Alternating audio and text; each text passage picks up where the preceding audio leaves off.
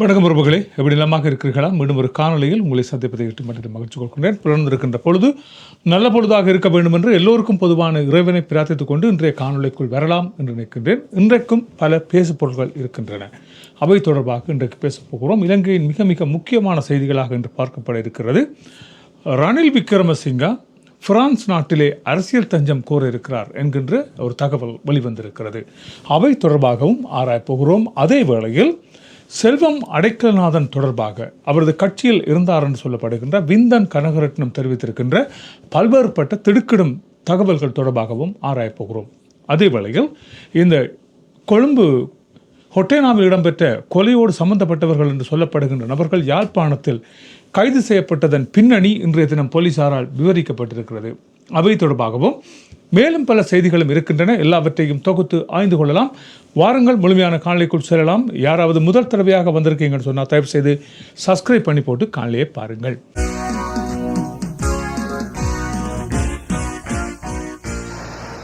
சரி, இப்பொழுது முழுமையான காணொலிக்கு வரலாம். என்னவென்று சொன்னால், உங்கள் எல்லோருக்குமே தெரியும், ரணில் விக்ரமசிங்கா அண்மையிலே தனது மனைவியின் பட்டமளிப்பு விழாவிற்கு சென்றார் என்கின்ற வகையிலே அதற்கு அரசு நிதியை பயன்படுத்தினார் என்கின்ற வகையில் அவர் கைது செய்யப்பட்டு நீதிமன்றத்திலே முற்படுத்தப்பட்ட வேளையில் பிணையிலே செல்வதற்கு அவர் அனுமதிக்கப்பட்டிருந்தார், மிகுந்த போராட்டங்களுக்கு பின்னர்.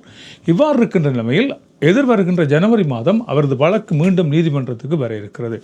இதற்கு முன்பதாக அவர் இந்த இலங்கையை விட்டு தப்பியோடி பிரான்ஸ் நாட்டிலே அரசியல் தஞ்சம் கோர இருக்கிறார் என்கின்ற தகவல் கொழும்பில் இருக்கின்ற ஒரு பத்திரிகையில் ஒரு பெரிய கட்டுரையாக விவரிக்கப்பட்டிருக்கிறது. உங்கள் எல்லோருக்கும் தெரியும், பாகிஸ்தானுடைய நவாஸ் ஷெரீப் எவ்வாறு லண்டனிலே சென்று வசிக்கிறார் என்பது எங்கள் எல்லோருக்குமே தெரியும். அந்த ஸ்கிரிப்டை அப்படியே வைத்துக்கொண்டு அதை கொப்பி பண்ணி அதன்படி நடக்க முற்படுகிறாரா ரணில் விக்ரமசிங்கா என்பது போன்று இப்பொழுது கருத்துக்கள் முன்வைக்கப்படுகின்றன. இவற்றுக்கு உடந்தையாக சமாதான காலத்திலே இவரோடு நெருங்கி இருந்தார் என்று சொல்லப்படுகின்ற நோர்வேயின் ஒரு ராஜதந்திரி பின்புலத்தில் இருக்கிறார் என்றும், அதே வேளையில் ஐரோப்பாவில் இருக்கின்ற 2 அரச நிறுவனங்களைச் சேர்ந்தவர்கள் இவருக்கு ஒத்தாசை வழங்கியிருப்பதாகவும் இவருக்கான ஆலோசனைகள் அவற்றின் அடிப்படையில் வழங்கப்பட்டிருப்பதாகவும் தெரிவிக்கப்பட்டிருக்கிறது. எனவே இப்பொழுது ரணில் விக்ரமசிங்காவுக்கு எழுந்திருப்பது என்னவென்று சொன்னால், இவர் எப்படியாவது ஒரு வெளிநாட்டுக்கு மருத்துவ தேவைக்காக செல்ல வேண்டும் என்கின்ற ஒரு தகவலை கொடுத்து தனது பாஸ்போர்ட்டினை பெற்றுக்கொள்ள வேண்டும். இப்பொழுது உங்களுக்கு எல்லோருக்குமே தெரியும், என்னவென்று சொன்னால், இலங்கை நாட்டிலே இலங்கையில் முன்னாள் ஜனாதிபதிகளுக்கு வழங்கப்பட்ட வரப்பிரசாதங்கள் யாவும் அரசாங்க சட்டம் கொண்டு வந்து எல்லாம் நிறைவு செய்யப்பட்டிருக்கின்றன. எனவே இவர் ராஜதந்திர கடவுச்சீட்டிலே பயணிக்க முடியாது. அப்படி இருக்கின்ற வேளையிலே நீதிமன்றத்தாலும் இவருக்கு ஒரு உத்தரவு பிறப்பிக்கப்பட்டிருக்கிறது, வெளிநாட்டு பயணங்கள் இவர் மேற்கொள்ள முடியாது என்று. எனவே இப்பொழுது இவருக்கு இருந்திருக்கின்ற ஒரு பிரச்சனை என்னவாக இருக்கிறது என்று சொன்னால், நவாப் ஷெரீப் எவ்வாறு மருத்துவ தேவைக்காக லண்டன் செல்கிறேன் என்று சொல்லி தெரிவித்து லண்டனிலே குடியேறி இருக்கிறாரோ அதே போன்ற ஒரு தன்மை இவரால் செய்யப்பட இருக்கிறது. எப்படி என்று சொன்னால், இவருக்கு அறுவை சிகிச்சைகள் செய்ய வேண்டி இருக்கின்றன. எனவே இலங்கையிலே அந்த சிகிச்சைகள் செய்ய முடியாது, இவர் பிரான்ஸ் நாட்டுக்குத்தான் செல்ல வேண்டும் என்பது போன்று ஒரு நாடகம் ஆடப்பட இருக்கிறது. அந்த நாடகத்தின் பின்புலத்திலே இவரது பாஸ்போர்ட் ஒப்படைக்கப்பட்டு இவர் பிரான்ஸுக்கு பயணமாக்கி பிரான்சிலே இவர் குடியேற இருக்கிறார் என்கின்ற தகவலும், அங்கே அரசியல் தஞ்சம் கோர இருக்கிறார் என்கின்ற தகவலும் இப்பொழுது அந்த கட்டுரையிலே விரிவாக எழுதப்பட்டிருக்கிறது.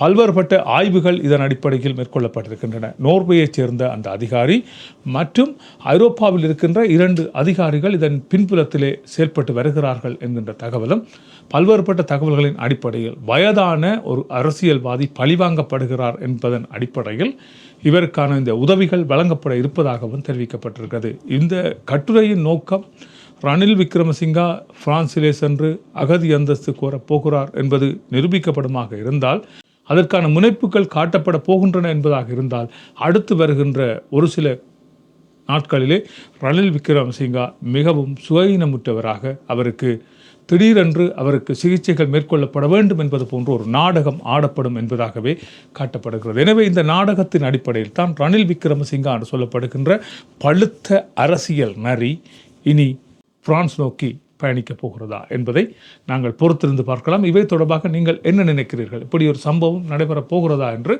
கொழும்பில் இருக்கின்ற பிரபலமான ஊடகம் இந்த கட்டுரையை எழுதியிருக்கிறது. பார்ப்போம், நடந்தால் என்ன நடக்கிறது என்பதை நாங்களும் பார்த்து கொள்ளலாம். நீங்களும் ஆர்வமாக இருப்பீர்கள் என நினைக்கின்றேன். சரி, அடுத்த விடயத்துக்கு வரலாம். உங்கள் எல்லோருக்குமே தெரியும் இந்த செல்வம் அடைக்கலநாதன் செய்திருக்கின்ற பல்வேறுபட்ட திருகுதாளங்கள். ஒரு பெண்ணை வைத்துக்கொண்டு ஒருவரை கொலைக்கு தூண்டி இருக்கிறார். அந்த சுரேஷ் என்று சொல்லப்படுகின்ற அந்த நபருக்கு பல்வேறுபட்ட வழிகளிலே இவர் அழுத்தங்களை கொடுத்திருக்கிறார். சுரேஷ் என்று சொல்லப்படுகின்ற அந்த நபர் முன்னர் இந்த டெலோ அமைப்பிலே இருந்தார்னு சொல்லப்படுகிற விந்தன் கனகரட்னத்தோடு தொடர்பு கொண்டு அவருக்கு தெரிவித்திருக்கின்ற கருத்துக்கள், அவரிடமும் இந்த ஒலிப்பதிவுகள் இருப்பதாக தெரிவிக்கப்பட்டிருக்கிறது. அவர் தற்கொலை செய்யப்படுவதற்கு முந்தைய நாள் 20 தடவை இவருக்கு அழைப்பை எடுத்திருக்கிறார். அப்படியானால் இவர் மீது ஏதோ ஒன்று பிரயோகிக்கப்பட்டிருக்கிறது போன்றுதான் தெரிவிக்கப்பட்டிருக்கிறார். தேவன்பட்டியிலே இருக்கின்ற ஒரு பெண் தொடர்பான பிரச்சனை தான் இதற்கான காரணம் என்று ஊடகம் ஒன்றிலே தோன்றிய விந்தன் கனகரட்னம் சகல தகவல்களையும் தெரிவித்திருக்கிறார்.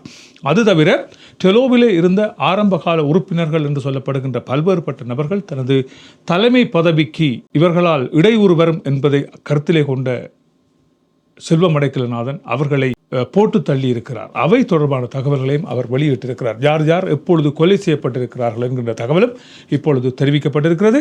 ஆனால் டெலோ தரப்பிலே தெரிவிக்கப்பட்டிருக்கிறது அப்படியான இந்த சம்பவம் இடம்பெறவில்லை, இது எங்கள் மீது அரசியல் சாயம் பூசுவதற்காக மேற்கொள்ளப்படுகின்ற ஒரு குரல் பதிவாகத்தான் இது பார்க்கப்படுகிறது என்று தெரிவித்திருக்கிறார். ஆனால் அந்த பெண் இப்பொழுதும் அங்கே இருப்பதாக தெரிவிக்கப்பட்டிருக்கிறது. அந்த பெண் மன்னார் பகுதியிலே இன்றும் இருக்கிறார். அவரிடம் விசாரணைகள் மேற்கொள்ளப்பட வேண்டும் என்பதாக. இவ்வாறு அந்த சுரேஷ் என்று சொல்லப்படுகின்ற அந்த நபருக்கு எவ்வாறான அழுத்தங்களை செல்வம் அடைக்கலநாதன் மேற்கொண்டிருக்கிறார் என்றும், அதாவது ஒரு கட்டத்திலே அவர் ஒரு வியாபாரியாக இருந்திருக்கிறார். இந்தியாவிலிருந்து அழகு சாதன பொருட்களை இறக்குமதி செய்து இலங்கையிலே மொத்தமாக விற்பனை செய்து வருகின்ற ஒரு நபர், முன்னாள் டெலோ உறுப்பினர் செல்வம் அடைக்கலநாதன் அவரது வாகனத்தை தான் பாவித்தார் என்று தெரிவிக்கப்பட்டிருக்கிறது. அவரது வாகனத்துக்கு பாவிக்கின்ற வேளையிலே அவரது வாகனத்திலே இது நாடாளுமன்ற உறுப்பினர் என்பதை காட்டுவதற்குரிய இலட்சணை அவரது காரிலே பொறிக்கப்பட்டிருந்தது என்றும், ஒரு கட்டத்திலே செல்வம் அடைக்கலநாதன் சுரேஷை பழி வாங்குவதாக நினைத்துக் கொண்டு போலீஸிலே சொல்லியிருக்கிறார். எனது இலட்சணை பொறிக்கப்பட்ட அந்த அட்டையை காணவில்லை என்று அது சுரேஷிடம் இருப்பதாக தெரிவித்து இவருக்கு போலீசார் அழைப்பு விடுத்திருக்கிறார்கள். அப்பொழுது சுரேஷ் நன்றாக சிங்களம் கதைப்பவர் என்றும், இது செல்வம் அடைக்கலநாதனுக்கு தான் வாகனம் ஓடியதாகவும் எனவே தவறுதலாக விடப்பட்டிருக்கிறது என்றும் அவர் அதை போலீஸ் நிலையத்தில் ஒப்படைத்திருக்கிறார். அது ஒரு சம்பவமாக இருக்கின்ற போலையில் இவர் தங்கியிருந்ததாக சொல்லப்படுகின்ற வீடு ஒரு நாள் விசேட அதிரடி படையினரால் சுற்றி வளைக்கப்பட்டது. சுற்றி வளைக்கப்பட்ட வேளையில் தெரிவிக்கப்பட்டிருக்கிறது, உம்மிடம் ஆயுதம் இருப்பதாகவும் போதைப்பொருள் கடத்துகிறீர்கள் என்கின்ற தகவலின் அடிப்படையிலும் உமது வீடு சோதனையிடப்படுகிறது என்று தெரிவித்திருக்கிறார்கள். வீட்டினை சோதனையிட்ட வேளையில் அங்கே எந்த விதமான பொருட்களும் கண்டுபிடிக்கப்படவில்லை என்று தெரிவிக்கப்பட்டிருக்கிறது. அப்படியானால் இந்த தகவலை உங்களுக்கு தந்தது யார் என கேட்ட வேளையில் அவர்கள் செல்வம் அடைக்கலநாதன் என்கின்ற பெயர் தான் அங்கே உச்சரிக்கப்பட்டிருக்கிறது. எனவே தமிழர்களுக்கு நீதி கிடைக்க வேண்டும், தமிழர்களுக்காக நாங்கள் பாடுபடுகிறோம் என்று சொல்லி தமிழர்கள் ஓட்சிலே வந்து இப்பொழுது தமிழர்களின் முதுகில் ஏறி இருந்து கொண்டு குத்துகின்ற ஒரு செயற்பாட்டை செல்வம் அடைக்கலநாதன் மேற்கொள்கிறார்கள். ஒரு பெண்ணுக்காக இவ்வாறான செயற்பாடுகள் மேற்கொள்ளப்பட்டிருக்கிறதா? இவை தொடர்பாக ஏன் இதுவரை போலீஸ் நடவடிக்கை எடுக்கவில்லை என்று தெரிவிக்கப்பட்டிருக்கிறது. இப்பொழுது ஒரு தகவல் தெரிவிக்கப்பட்டிருக்கிறது, இவர் தொடர்பான நடவடிக்கை எடுப்பதற்கு ஒருவர் தயாராக இருக்கிறார் என்றும் தகவல்களை தந்துதவுமாறும் இப்பொழுது கேள்விகள் கேட்கப்பட்டிருக்கின்றன. ஆனால் டெலோ அமைப்பு மத்திய குழு கூடி தீர்மானித்திருக்கிறது, இது தொடர்பாக தாங்கள் ஆராய இருப்பதாக தெரிவித்திருக்கிறது. ஆனாலும் அந்த மத்திய குழுவில் இருப்பவரும் இவரது ஆட்களாகத்தான் இருக்கிறார்கள் என்றும், இவர் டெலோ அமைப்பை வைத்துக்கொண்டு டெலோ அமைப்பில் இருக்கின்ற நபர்களை வைத்துக்கொண்டு பல்வேறுபட்ட நடவடிக்கைகளை சுரேஷுக்கு எதிராக மேற்கொண்டிருக்கிறார் என்கின்ற தகவல் விந்தன் கனகரட்னத்தால் தெரிவிக்கப்பட்டிருக்கிறது. எனவே இவர் தொடர்பாக நடவடிக்கை எடுக்கப்படுமா என்று பலர் ஆவலோடு எதிர்பார்த்திருக்கிறார்கள். குற்றம் யார் செய்தாலும் குற்றம் குற்றம்தான். இது செல்வம் அடைக்கலநாதன் என்று அல்ல, அது யார் குற்றம் செய்தாலும் குற்றம் குற்றம்தான். குற்றவாளி தண்டிக்கப்பட வேண்டும் என்பதே எல்லோரது விருப்பமாகவும் இருக்கிறது. எனவே இவர் தொடர்பாக சேறு பூசுவதற்கு எமக்கும் இவருக்கும் ஒன்றும் வாய்க்கால் பிரச்சனையும் இல்லை, எல்லை பிரச்சனையும் இல்லை. இவர் ஒரு எங்களை சார்ந்த ஒரு அரசியல்வாதி, அவ்வளவுதான் சொல்ல வேண்டும். பெரும் பெரும் தலைவர்கள் எல்லாம் இருந்திருக்கிறார்கள். குட்டுமணி, தங்கத்துறை என்று சொல்லப்படுகின்ற அந்த பெரிய தலைவர்கள் இருந்ததாக சொல்லப்படுகின்ற இந்த டெலோ கட்சியில் இவ்வாறாக இவர் இருப்பது உண்மையிலேயே வருந்தத்தக்க ஒரு விடயமாக இருக்கிறது. எனவே இவை தொடர்பாக டெலோ அமைப்பு நடவடிக்கை எடுக்கப்பட வேண்டும் என்பதாகவே கருத்துக்கள் முன்வைத்து வருகின்றன. என்னென்று சொன்னால், உங்கள் எல்லோருக்குமே தெரியும் இந்த டெலோ அமைப்பு எவ்வாறு அரசியல் நீரோட்டத்துக்கு வந்தது என்று சொல்லி. எனவே இவ்வாறு இருக்கின்ற இந்த அமைப்பில் இருந்து இவ்வாறு செயற்படுவது உண்மையிலேயே வருந்தத்தக்க ஒரு விடயமாக இருக்கிறது. டெலோ மீது நாங்கள் நன்மதிப்பு வைத்திருக்கிறோம். எனவே இவர் தொடர்பான ஒழுக்காற்று நடவடிக்கையை மேற்கொண்டு, அதுவும் தலைவராக இருக்கிறார், ஒரு கட்சியினுடைய தலைவராக இருக்கிறார். அது தவிர எத்தனையோ தடவை நாடாளுமன்ற உறுப்பினராக இருந்திருக்கிறார். மல்லான் மக்கள் மத்தியில் நன்மதிப்பு பெற்ற ஒருவர். இது தொடர்பாக அவர் வாய் துறந்து கருத்துக்களை தெரிவிக்க வேண்டும். விசாரணைகளுக்கு முற்றுமுழுதாக ஒத்துழைப்புகள் வழங்கப்பட வேண்டும் என்பதாகவே விமர்சகர்களால் கருத்துக்கள் முன்வைக்கப்படுகின்றன. சரி, இது இப்படியாக இருக்கின்ற சந்தர்ப்பத்தில் இந்த கொட்டேனா பகுதியில் இடம்பெற்றதாக சொல்லப்படுகின்ற அந்த துப்பாக்கிச்சூடு, புடுகு கண்ணா என்று சொல்லப்படுகின்ற ஒருவர் மீது மேற்கொள்ளப்பட்ட அந்த துப்பாக்கிச்சூட்டு சம்பவத்தின் பின்னர் அதற்கு பயன்படுத்தப்பட்டதாக சொல்லப்படுகின்ற வாகனத்தை பஞ்சிகாவத்தையிலே விட்டுவிட்டு பிறிதொரு வாகனத்தை வாடகைக்கு எடுத்துக்கொண்டு இவர்கள் யாழ்ப்பாணம் நோக்கி வந்திருக்கிறார்கள். யாழ்ப்பாணம் வந்த வேளையில் மானிப்பா பகுதியிலே அந்த வாகனத்தினுடைய ஏசி வேலை செய்யவில்லை என்று தெரிவித்து அதனை ஒரு கராஜிலே திருத்துவதற்கு முற்பட்டிருக்கிறார்கள். இவ்வாறு திருத்த முற்பட்ட வேளையிலே அந்த காரில் ஜிபிஎஸ் பொருத்தப்பட்டிருப்பது என்பது இவர்களுக்கு தெரியாத விடயமாக இருந்திருக்கிறது.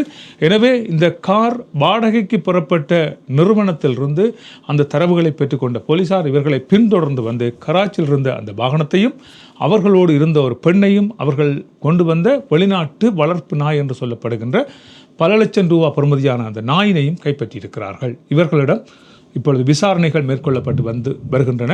எதற்காக இந்த கொலை இடம்பெற்றது, ஏன் யாழ்ப்பாணம் வந்தார்கள் என்பது தொடர்பாக விசாரணைகள் மேற்கொள்ளப்பட இருக்கின்றன. உங்களுக்கு தெரியும், இப்பொழுது யாழ்ப்பாணம் பேசுபொருளாக இருக்கிறது. என்னவென்று சொன்னால், யாழ்ப்பாண வடகடல் பகுதி வழியாக இவர்கள் இந்தியாவுக்கு தப்பிச் செல்ல முற்படுவார்கள் என்பதன் அடிப்படையில் தான் இப்பொழுது விசாரணைகள் முன்னெடுக்கப்படுகின்றன. அதேவேளை இவர்களுக்கும் யாழ்ப்பாணத்தில் இருக்கின்ற ஒரு சில குற்ற கும்பல்களுக்கும் தொடர்புகள் இருப்பதாக கருத்துக்கள் முன்வைக்கப்பட்டிருக்கின்றன.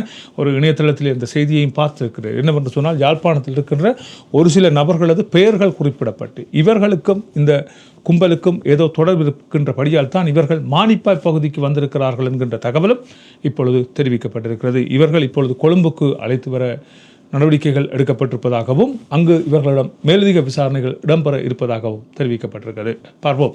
அதே வகையில் வத்தளை பகுதியிலே ஒருவர் வீதியிலே இருந்த வீதி போக்குவரத்து போலீசார் வீதியை மறைத்த வேளை அங்கே வாகனத்தை நிறுத்தாது ஒருவர் சென்றிருக்கிறார். எனவே அவரை துரத்தி பிடித்த வேளையில் அவரது கார் சோதனையிடப்பட்டது. காரை சோதனையிட்ட வேளையில் அவரது வாகனத்தில் டிரைவர் சீட்டுக்கு அடியே மறைத்து வைக்கப்பட்டிருந்த ஒரு துப்பாக்கி பிடிபட்டிருக்கிறது. இந்த துப்பாக்கியை எங்கே எடுத்துச் செல்கிறீர்கள் என்று அவரிடம் விசாரணைகளை மேற்கொண்ட போலீசாருக்கு இந்த துப்பாக்கி நான் இன்னொருவருக்கு வழங்குவதற்காக எடுத்துச் செல்கிறேன் என்று தெரிவித்திருக்கிறார். எனவே யாருக்கு வழங்கப் போகிறீர்கள் என்பது தொடர்பான தகவல் புறப்பட்டு இப்பொழுது அந்த நபரும் கைது செய்யப்பட்டிருக்கிறார். யாழ்ப்பாணத்தைச் சேர்ந்த இருவர் இப்பொழுது துப்பாக்கியோடு கைது செய்யப்பட்டிருக்கிறார்கள். இனி இவர்களிடம் விசாரணைகள் மேற்கொள்ளப்படும். எங்கு இந்த துப்பாக்கியை கொண்டு சென்றீர்கள், எவ்வாறு இந்த துப்பாக்கி உங்கள் கைகளில் வந்தது என்பது தொடர்பான விசாரணைகள் இப்பொழுது முன்னெடுக்கப்படும் என்பதாக தெரிவிக்கப்பட்டிருக்கிறது. இதே வேளையில் இந்த மத்திய கிழக்கு நாடுகளிலே பல்வேறுபட்ட போதைப் பொருள் கடத்தல்காரர்கள், அதே வேளையில் பல்வேறுபட்ட ஒழுங்கமைக்கப்பட்ட குற்றங்களை மேற்கொள்கின்ற பாதாள உலகைச் சேர்ந்தவர்கள் மறைந்திருக்கிறார்கள் என்கின்ற தகவல் அண்மை காலமாக வெளியிடப்பட்டு வந்து கொண்டே இருக்கிறது. இப்பொழுது குற்ற கும்பல்கள் மத்திய கிழக்கு நாடுகளிலே இருந்தால் அவர்கள் உடனடியாக கைது செய்யப்படுவார்கள். அதற்கு அரசாங்கம் பல்வேறுபட்ட நடவடிக்கைகளை மேற்கொண்டு வருகிறது. 200க்கும் மேற்பட்டவர்கள் இவ்வாறு மத்திய கிழக்கு நாடுகளிலே பதுங்கி இருப்பதாக அரசு தகவல்கள் தெரிவிக்கின்றன. இவ்வாறு இருக்கின்ற சந்தர்ப்பத்திலே இந்த மறைந்திருக்கின்ற இந்த பாதாள உலக குழுக்கள் கைது செய்யப்பட்டு கொண்டே இருக்கிறார்கள். இப்படி இருக்கின்ற சந்தர்ப்பத்தில் 7 பேர் தாமாக முன்வந்து இப்பொழுது சரணடைய இருப்பதாக இலங்கையில் இருக்கின்ற அரசாங்கத்துக்கு அறிவித்திருக்கிறார்கள். எனவே அவர்கள் சரணடைவு அரசாங்கத்தால் ஏற்றுக்கொள்ளப்படும் என்றே எதிர்பார்க்கப்படுகிறது. மிக விரைவிலே அவர்கள் இலங்கைக்கு வந்து இலங்கையிலே சரணடைவார்கள் என்று எதிர்பார்க்கப்படுகிறது. நல்லது உறவுகளே, இவைதான் இன்றைய செய்தி குறிப்புகளாக இருக்கின்றன. மற்றும் ஒரு செய்தி குறிப்பிலே சந்திக்கலாம். அதுவரை அன்பு வணக்கங்களை கூறி விடைபெற்றுச் செல்கின்றேன். நன்றி, வணக்கம்.